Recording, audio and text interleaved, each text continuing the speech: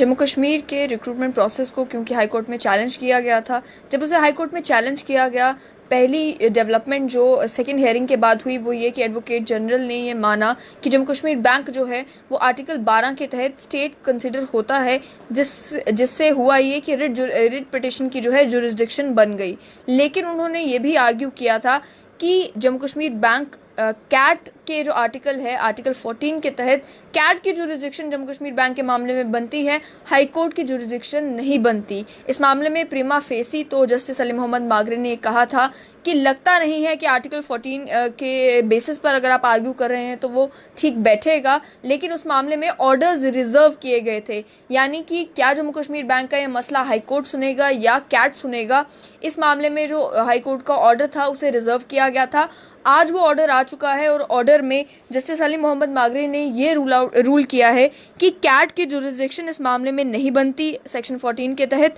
इस मामले की जो हेयरिंग है वो हाई कोर्ट में ही कंटिन्यू रहेगी। तो साफ तौर पर ये बता दिया गया है कि हाई कोर्ट ही आने वाले दिनों में भी इस पे हेयरिंग्स करेगा और फैसला सुनाएगा कि आखिर जम्मू कश्मीर बैंक के रिक्रूटमेंट प्रोसेस में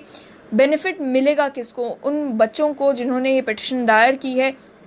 या फिर उन बच्चों को जो अब आने वाले दिनों में जो है हाई कोर्ट जो आने वाले दिनों में है जम्मू कश्मीर बैंक में अप्लाई करेंगे। मामला है 350 पोस्ट का प्रोबेशनरी ऑफिसर्स की और 1500 बैंकिंग एसोसिएट्स के पोस्ट के लिए। पहले जो है सीट्स कम थी, लेकिन उसके लिए जिन बच्चों ने अप्लाई किया था, क्योंकि जम्मू कश्मीर बैंक के पूरे रिक्रूटमेंट प्रोसेस को स्क्रैप कर दिया गया, इसीलिए वो सभी एस्पिरेंट्स, जम्मू कश्मीर बैंक के एस्पिरेंट्स जो है वो हाई कोर्ट पहुंचे। उन्होंने हाई कोर्ट का दरवाज़ा खटखटाया, वहाँ पर जो है वो रिट पिटिशन दायर की। अब रिट पिटिशन पहले तो उसमें इंटरिम स्टे दे दिया गया, लेकिन सेकंड हियरिंग में हाई कोर्ट ने ये ध्यान में रखते हुए कि बैंक को नुकसान हो रहा है और साथ ही में ये भी कि जो प्रोस्पेक्टिव कैंडिडेट्स हैं जो आने वाले दिनों में बैंक के में नौकरियों के लिए अप्लाई करेंगे, उनके साथ भी बेइंसाफ़ी नहीं होनी चाहिए, इसलिए उस स्टे को वकेट कर दिया गया था। और ये कहा था कि ऑनलाइन रजिस्ट्रेशन अब जम्मू कश्मीर बैंक जो है इन पोस्ट के लिए शुरू कर सकता है। लेकिन उसमें भी साफ तौर पर कहा गया था कि ना ही वो कैंडिडेट्स जो पहले एग्जाम्स में बैठ चुके हैं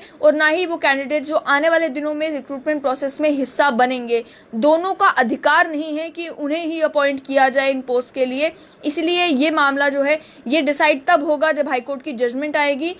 रिक्रूटमेंट का प्रोसेस तो अब नया प्रोसेस जो है जम्मू कश्मीर बैंक में इन पोस्ट के लिए नया प्रोसेस चलेगा, लेकिन उसमें फैसला यानी कि फाइनल सिलेक्शन लिस्ट तब तक नहीं आएगी जब तक हाई कोर्ट इस मामले में जजमेंट नहीं देता या हाई कोर्ट ऑर्डर नहीं देता कि आप सिलेक्शन लिस्ट जो है उसे निकाल लें।